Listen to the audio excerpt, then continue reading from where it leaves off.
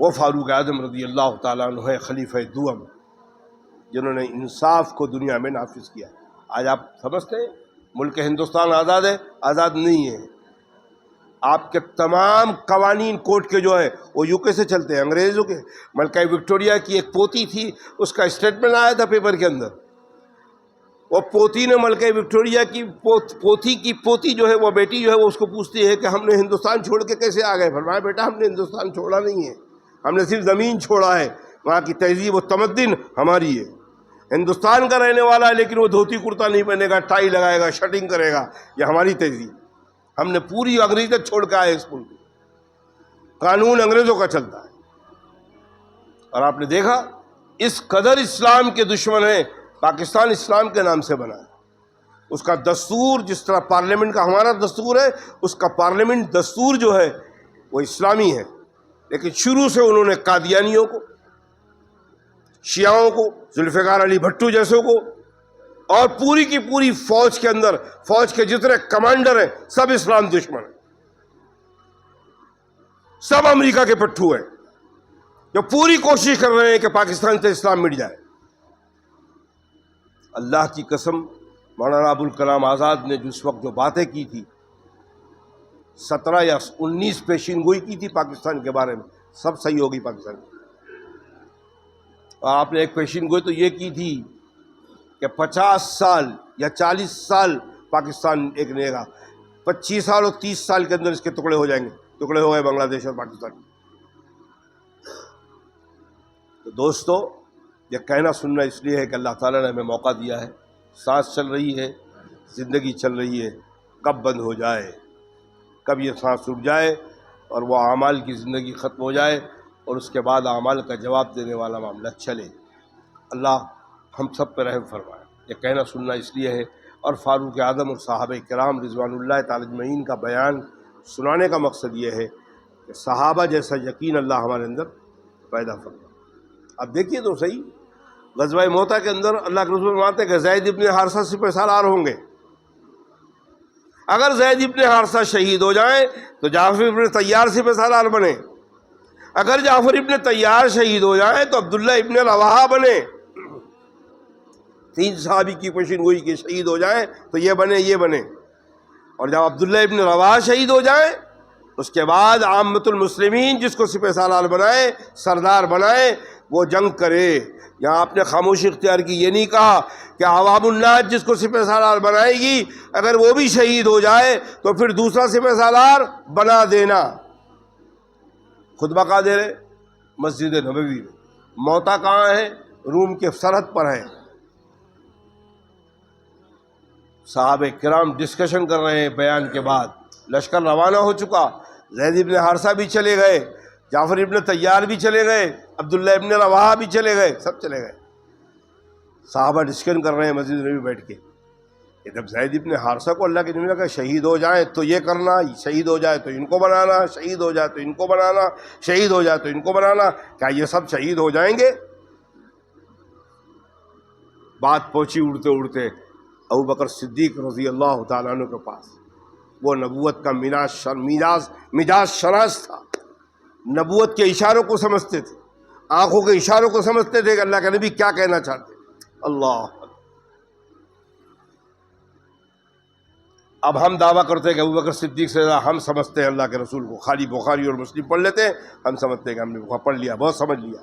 فاروق اعظم نہیں سمجھ سکے۔ ہم نے کلمہ پڑھا ہے لا الہ الا اللہ محمد رسول اللہ کا، ہم کو بات اللہ کی اور اس کے رسول کی ماننا ہے، پھر کوئی کتنا بڑا ہو ابو بکر و عمر، اس کی بات ہمیں ماننا نہیں ہے۔ انا للہ و انا الیہ راجعون۔ اب حضور اکرم صلی اللہ علیہ وسلم کی بات ابو بکر عمر کو چھوڑ دو گے، ملے گی کہاں سے؟ ہم تک پہنچایا کس نے؟ ابو بکر عمر نے۔ عمل بھی دکھایا، بات کہہ کے بھی دکھائی، سنائی، اشارے اور کنایے کو بھی دیکھا، اشارے اور کنایے سے بھی بات کو سمجھ گئے۔ بہت مشہور واقعہ ہے فاروق اعظم کا، توریت کے ورق پلٹتے ہوئے آئے اللہ کے نبی اسلام کے سامنے، توریت کو دیکھ رہے تھے پلٹ کے، چہرہ نہیں دیکھا جناب رسول کا، چہرہ ابوبکر صدیق دیکھ رہے تھے، چہرہ ارغوانی ہو گیا غصے سے، اور فاروق اعظم کو غصے سے دیکھ رہے تھے۔ ابوبکر نے وایا عمر چلو چہرہ مبارک دیکھو جناب رسول کا، کیا کر رہے ہو؟ توریت کے کیوں کر رہے ہو؟ فوراً بند کیا اور حضور اکرم صلی اللہ علیہ وسلم کے سامنے الفاظ کا، رضیت باللہ رب و بالاسلام دینا و محمد صلی اللہ علیہ وسلم۔ حسن حسین صحابہ نے لکھا ہے، صحابی نے دعاؤں میں لکھا ہے کہ فجر کے وقت اٹھ کر 3 مرتبہ جو اس کو پڑھ لے انشاءاللہ جنت اس کے لیے منتخب کر دی گئی، کیونکہ اللہ کے رسول نے پسند کیا، جواز نکلا ہے رضیت باللہ ربم و بالاسلام دینا و محمد صلی اللہ علیہ وسلم نبیہ، میں اسلام سے راضی، اپنے رب سے راضی، محمد صلی اللہ علیہ وسلم کے دین پر راضی۔ وعدہ تو ہم یہ کرتے ہیں دین پر راضی، اللہ کی قسم ہم نے کبھی دعائے قنوت پر غور نہیں کیا کہ ہم کیا پڑھتے ہیں۔ بہت بڑی جرات کرتے ہیں ہم یہ دعائے قنوت پہ، اللہم انا نستعینک ونستغفرک ونؤمن بک ونتوکل علیک ونثنی علیک الخیر ونشکرک ولا نکفرک ونخلع ونترک من یسجدک ونخلع ونترک، چھوڑ دیتے اس شخص کا ساتھ جو تیری نافرمانی کرے، چھوڑ دیں ہم۔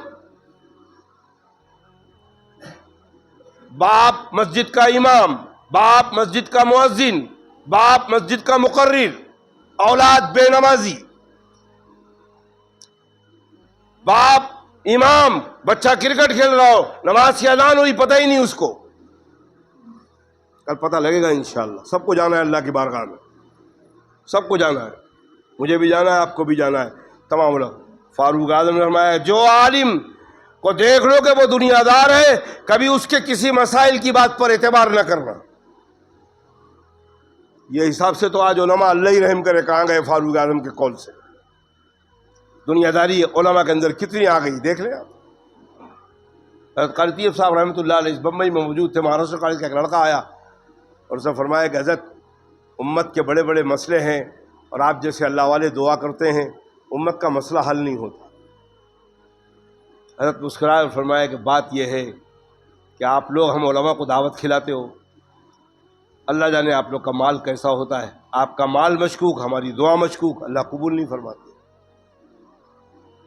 یہ وہ پرہیزگاری کا حال تھا، یہ وہ علماء کا معاملہ۔ اور آپ دیکھ لیں مدرسہ بنایا جا رہا ہے، گاؤں میں مدرسہ بنا، بمبئی سے چندہ کر کے چلایا جا رہا ہے، وہاں مکان بن رہا ہے، مکان خود کا بھی بن رہا ہے، مدرسہ بن رہا ہے، مدرسے کے نام پہ ہو رہا ہے۔ دینے والے کے اخلاص کی بنیاد پر اللہ نے دیا، دینے والے کے اس کام کو قبول کر لیا ہے، اب اس کو، اس عالم کو انشاءاللہ ایک ایک بات کا، ایک ایک پائی کا جواب قبر کے اندر میدان محشر میں اس کو دینا پڑے گا انشاءاللہ۔ وَمَنْ يَعْمَلْ مِثْقَالَ ذَرَّةٍ خَيْرًا يَرَهُ وَمَنْ يَعْمَلْ مِثْقَالَ ذَرَّةٍ شَرًّا يَرَهُ۔ بھاڑے کا روم لے لیا گیا، مدرسہ چلایا جا رہا ہے، ہر مسجد میں چندہ کیا جا رہا ہے، اور جلسوں کے اندر 6-6, 7-7, 8-8 لاکھ روپیہ خرچہ کیا جا رہا ہے۔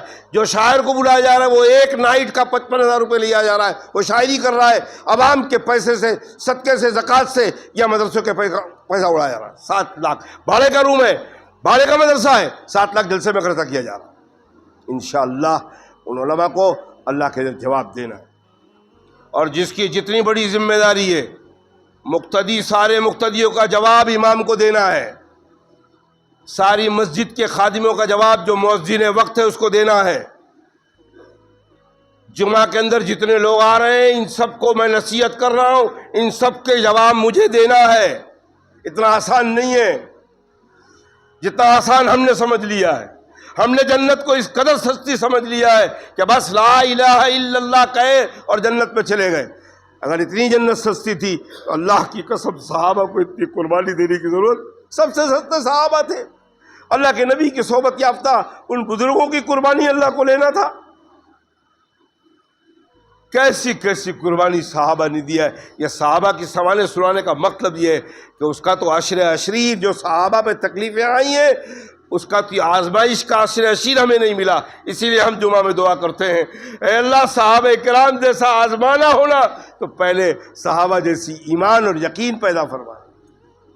ایک دن نہیں رک پائے گا ہمارا ایمان، ایک دن، اللہ کی قسم ایک دن، میں میری بات کرتا ہوں، ایک دن نہیں رک پائے گا ایمان۔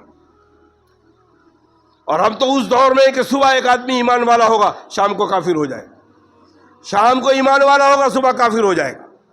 ہم تو اس دور میں ہیں، اس لیے اس کو اور لگام دینے کی ضرورت ہے۔ اسی لیے اللہ نے لگا لیا ہے کہ صبح 3 تسبیح، شام کو 30 بجے ذکر تو کرتے رہو، زبان کی خود بخود حفاظت رہے گی۔ جب ذکر کثرت سے کرتے رہو گے تو معاملہ لاشعوری طور پر، بے ہوشی کے طور پر بھی اللہ اسباب پیدا کرے۔ وہ ستمبر سے لے کے اس ستمبر جنوری تک 1 سال یا 1.25 سال سے میری اہلیہ بیمار تھی۔ آپ دعا کر رہے تھے تو اعلان کرتا، دعا کرتی تھی۔ آج یہ آخری دعا ہے کہ منگل کے دن ان کا انتقال ہو گیا، کوسہ قبرستان میں دفن ہے۔ آپ دعا فرمائے کہ اللہ تعالیٰ ان کی قبر کی منزلوں کو آسان فرمائے اور نکیرین کا سوالوں کا آسان جواب دینے کی توفیق نصیب فرمائے صحیح، اور اللہ جنت ان کی قبر کو جنت کی کیاری بنائے، اور اس کے ساتھ سارے اہل قبرستان کی اللہ مغفرت فرمائے۔ یہ جمال بھائی یہاں بیٹھتے تھے، ان کا آپریشن ہوا ہے، دعا فرمائے کہ اللہ ان کو صحت کاملہ عطا فرمائے۔ اس پورے 11-13 مہینے کے اندر اللہ کی قسم سوائے اللہ کے کوئی الفاظ نہیں نکلا ان کی زبان۔ اللہ قبول فرما لے، تکلیف میں اللہ کے سوا کوئی زبان نہیں۔ ابھی جب یہ حالت ہوئی تھی تو ایک دن اکیلے بیٹھی تھی، میں پہنچا، میں نے سلام کیا، سلام کر کے پوچھا کیا حال سارے، بلا ترک ان کی زبان سے نکلا کہ حسبنا اللہ و نعم الوکیل۔ میں نے اللہ سے دعا کہ اللہ یہ قبول کر لے اپنی بندی کے اس الفاظ کو۔ اللہ ہمیں مرنا تو سب کو ہے، اللہ اپنی ایسی موت نصیب فرما۔ ایمان پر خاتمہ اس دور میں ایمان پر ایک صحابی اچانک انتقال ہو گیا۔ صحابہ گئے، فرمایا رسول اللہ بڑی اچھی موت ہوئی۔ فرمایا اچانک کی موت کو اچھی موت کہتے ہو؟ اچانک کی موت بہت خطرناک ہے، توبہ کی بھی توفیق نہیں ملتی اور کلمے کی بھی توفیق نہیں ملتی۔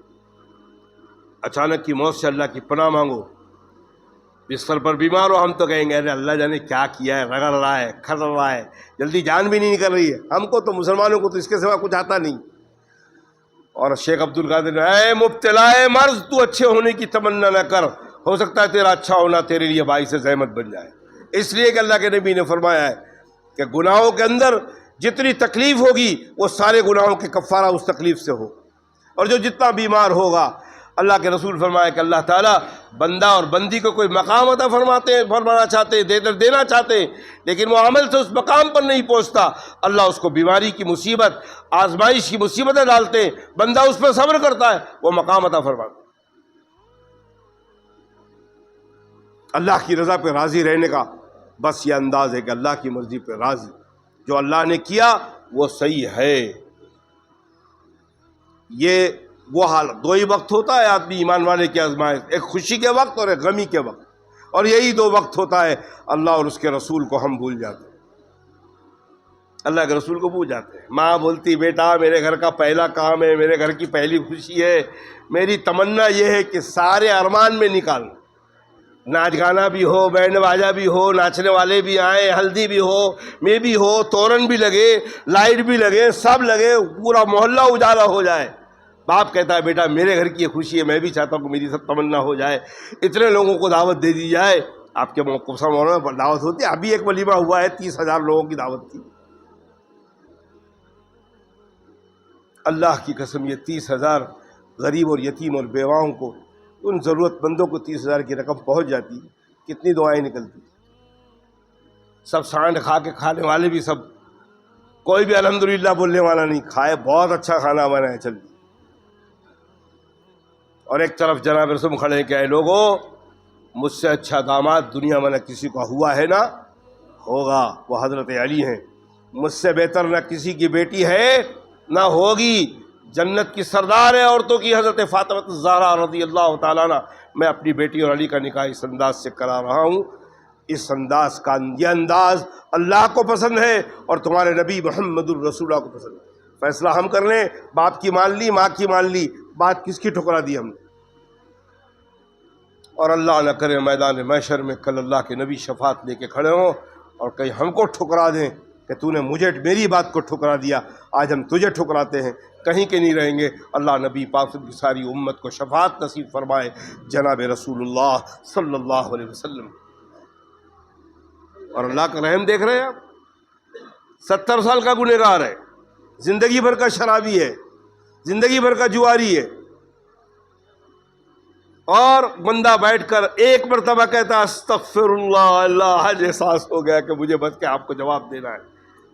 70 برس کے گناہوں کو الا من تاب وآمن وعمل صالحا فاولئک یبدل اللہ سیئاتہم حسنات وکان اللہ بکل شیء علیما۔ تم ایک مرتبہ تو میرے پاس آؤ، اے میرے بندے پکار تو مجھے ایک مرتبہ کہ اللہ تو مجھے معاف فرما دے، ایسی رحمت کرنے والا تجھے کہیں ملے گا نہیں۔ اس کے باوجود ہم اپنے پروردگار کو نہیں بلاتے۔ اللہ ہم سب پر رحم فرما۔ یہ کہنا سننا اس لیے ہے، ٹائم ہو گیا، یہ کہنا سننا اس لیے کہ اللہ تعالیٰ مجھے عمل کی توفیق دے، اللہ آپ کو عمل کی توفیق دے۔ شعبان المعظم کا مہینہ چل رہا ہے، پچھلا جمعہ جو ہے وہ 15ویں شب ہوگی، شب جمعہ جو ہے وہ 15ویں شب ہو جائے گی۔ 13، 14، 15 شعبان کے روزہ رکھنے کی آپ کوشش کریں۔ اللہ کے نبی ہر مہینہ 13، 14، 15 روزہ رکھا کرتے تھے۔ جو لوگوں کو روزہ رکھنا ہے 13، 14، 15 یہ ایام بیض کے روزے رکھیں، اور اگر روزہ ایام بیض نہیں رکھ سکے تو 15ویں کا روزہ صرف ایک روزہ ہے، 14 اور 15 دو روزہ نہیں ہے۔ عام طور پہ امت 14 اور 15 دو رکھتی ہے، وہ محرم کے روزے کے جیسا کہ اللہ کے نبی نے فرمایا 9، 10 یا 10 یا 11، یہ صرف محرم کے لیے حکم ہے، شب برات کے لیے حکم نہیں ہے۔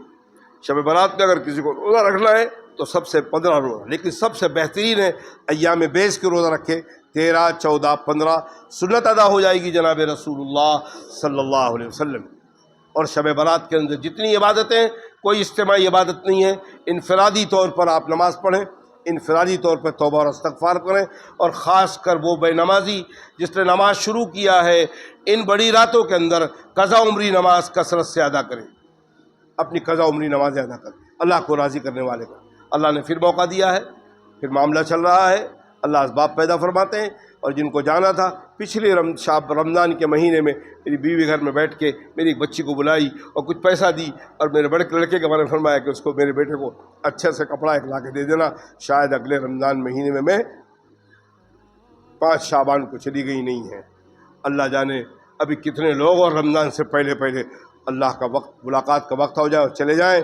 دعا کریں کہ اللہ تعالیٰ ہمیں، اگر رمضان سے پہلے ہی ہمارا انتقال ہے، اللہ ایمان پر خاتمہ نصیب فرما، اور پچھلی رمضانوں کی اس قدر و منزلت کو قبول فرما، اور اگر زندہ ہیں تو رمضان پانے کی توفیق نصیب فرما، اور اس کی پوری قدر و منزلت کرنے کی توفیق نصیب فرما، اس کے فیوض و برکات کو حاصل کرنے کی توفیق نصیب فرما۔ دعا فرمائے کہ اللہ تعالیٰ کہنے والے نے کوئی غلط بات کہی ہو، کہنے والوں کو اللہ ہدایت نصیب فرما، سننے والوں کو اللہ اس سے بچنے کی توفیق نصیب فرما۔ اے اللہ کہنے والے نے تیری بات کہی ہے، تیرے نبی کی بات کہی ہے، صحابہ کی بات کہی ہے، اللہ والوں کی بات کہی ہے، اے اللہ کہنے والوں کو بھی عمل کی توفیق نصیب فرما، سننے والوں کو بھی عمل کی توفیق نصیب فرما۔ اے اللہ ہم سب ارادہ ہی کر سکتے ہیں، توفیق آپ ہی بخشنے والے ہیں۔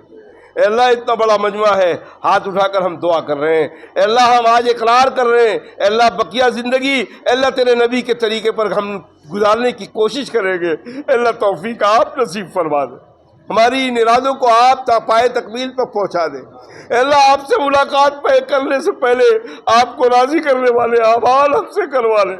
اے اللہ تو ہم سے راضی ہو جا، اپنے نبی کو راضی کر دے، صحابہ کو راضی کر دے، اللہ والوں کو راضی کر دے۔ اے اللہ ہماری زندگی کو اے اللہ ایسا بنا دے کہ اس دنیا میں بھی دین کو زندہ کر دے، قبر میں بھی زندہ رہے دین، آخرت میں بھی زندہ رہے، پلصراط میں بھی ہماری مدد فرما۔ اے اللہ اپنے رحم و کرم سے اپنے نبی پاک صلی اللہ علیہ وسلم کی امت پہ نگاہ کرم ڈال دے، تیری خدائی میں کوئی فرق نہیں آئے گا، امت کا بیڑا پار ہو جائے گا۔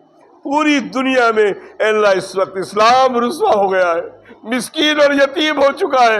اے اللہ پھر ایک مرتبہ صحابہ جیسے دور میں اسلام تھا، اے اللہ ویسا اسلام کو پھر ترقی عطا فرما دے، اسلام کا بول بالا فرما دے، قرآن پاک کا بول بالا فرما دے، اے اللہ نبی پاک صلی اللہ علیہ وسلم کی سنتوں کا بول بالا فرما دے، اولیاء کاملین کے طریقوں کا بول بالا فرما دے۔ اے اللہ خاص کر اس ملک میں مسلمانوں کا بول بالا فرما، اسلام کا بول بالا فرما۔ اے اللہ ہمارے جو اولیاء اللہ اس زمین میں دفن ہیں، اے اللہ ان کی روحانی برکت نصیب فرما، روحانی فیضان نصیب فرما، باطل پرست طاقتوں کے سارے منصوبوں کو ملیامٹ فرما دے۔ اے اللہ اپنے رحم و کرم سے مسجد نبوی کی حفاظت فرما، مسجد حرم کی حفاظت فرما، مسجد اقصیٰ کو دشمنوں کو چنگلوں سے آزاد فرما۔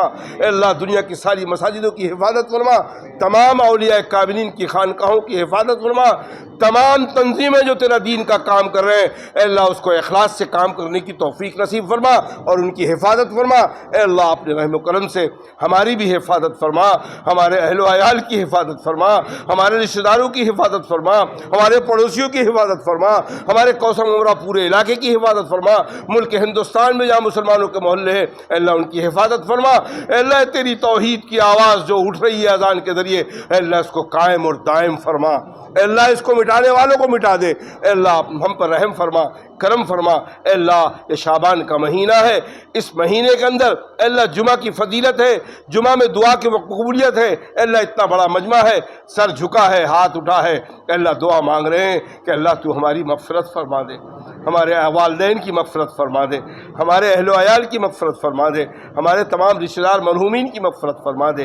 اے اللہ جب تک دنیا میں زندہ رکھ، راحت والی زندگی، عافیت والی زندگی، ایمان والی زندگی، عمل صالح والی زندگی نصیب فرما، اور اللہ جب وہ کٹھن موت کا وقت آئے، راحت والی موت، عافیت والی موت، ایمان والی موت، شہادت والی موت نصیب فرما۔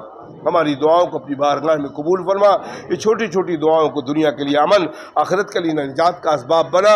وصلی اللہ تعالی علی خیر خلقہ محمد وآلہ واصحابہ اجمعین برحمتک یا ارحم الراحمین۔